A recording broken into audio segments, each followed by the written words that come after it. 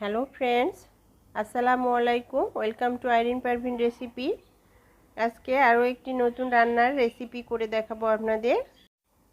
আজকে কাঁকরোল দিয়ে একটা ঝটপট এবং খুবই ইজি একটা রেসিপি আপনাদের করে দেখাবো। আর এটা গরম ভাতের সাথে অসাধারণ লাগে। এটা বাচ্চা বড় সবাই খুবই পছন্দ করে।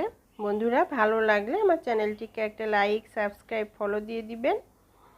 আর বেশি বেশি করে বন্ধুদের মাঝে শেয়ার করুন এই রেসিপিটা।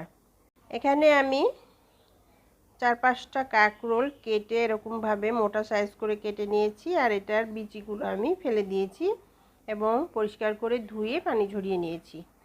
এনে একটা প্যানে আমি কিছু পরিমাণ মতো তেল দিয়ে দিলাম। আর এটাতে আমি 2টা ছোট সাইজের পেঁয়াজ কুচি করে কেটে নিয়ে দিয়ে দিলাম। আর 10টা কাঁচামরিচ ফালি করে দিয়ে দিলাম। দিয়ে এটাকে নেড়ে চেড়ে একটু ভেজে নেব। আর এই সময়ে চুলার আঁচ মিডিয়াম হিটে রেখে ভাজবো। পেঁয়াজটাকে বেশি ভাজবো না, হালকা একটু ভেজে নিয়ে এটার মধ্যে ধুয়ে পরিষ্কার করে পানি ঝরিয়ে রাখা কাঁকরোলের কুচিগুলো দিয়ে দিলাম। এটা দিয়ে তারপরে একটু নেড়ে চেড়ে উল্টাপাল্টা করে দিব। 1 চামচ লবণ দিয়ে দিলাম, 1 চামচ হলুদের গুঁড়া দিয়ে দিলাম। আমি এখানে একটা ছোট চামচ ব্যবহার করেছি। বড় চামচ হলে এখানে 1/2 চামচ হলুদ, 1/2 চামচ লবণ ব্যবহার করবেন আপনারা। দিয়ে একটু নেড়ে চেড়ে ভালো করে এটাকে মিশিয়ে ঢাকনা দিয়ে ঢেকে কতক্ষণ রান্না করব এবং চুলার আঁচ একদম লো ফ্লেমে করে দিব। কতক্ষণ পর ফিরে এসে এটাকে আবার একটু আমি নেড়ে চেড়ে উল্টাপাল্টা করে দিব। যেহেতু এটা কাঁকরোলের ভাজি রেসিপি, তো ভাজিটা বারবার একটু করে নেড়ে চেড়ে উল্টাপাল্টা করে দিতে হবে, নাহলে নিচে লেগে যেতে পারে। আর অবশ্যই চুলার আঁচটা লো ফ্লেমে রেখেই ভাজবো ভাজিটা। আবার কতক্ষণ পর ফিরে এসে আবার একটু নেড়ে চেড়ে দিলাম।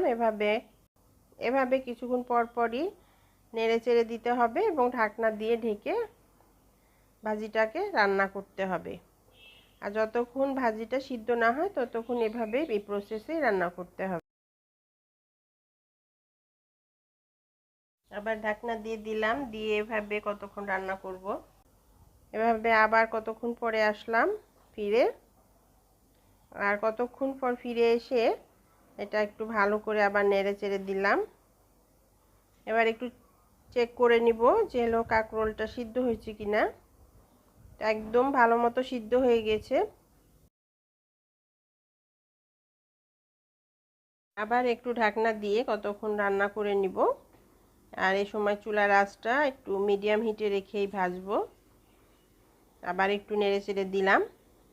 বন্ধুরা, হয়ে গেছে আমার কাঁকরোলের ভাজি। আর এই ভাজিটা দুপুরবেলা ভাতের সাথে খুব অসাধারণ লাগে। আপনারা বাসায় ট্রাই করে দেখুন ভাজিটা।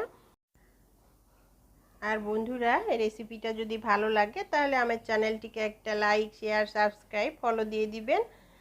যারা সাবস্ক্রাইব, ফলো দিয়েছেন আমার চ্যানেলটিকে তাদেরকে অসংখ্য ধন্যবাদ। সবাই ভালো থাকবেন, সুস্থ থাকবেন। আমার রেসিপিটা ভালো লাগলে বেশি বেশি করে শেয়ার করবেন বন্ধুদের মধ্যে। আল্লাহ হাফেজ।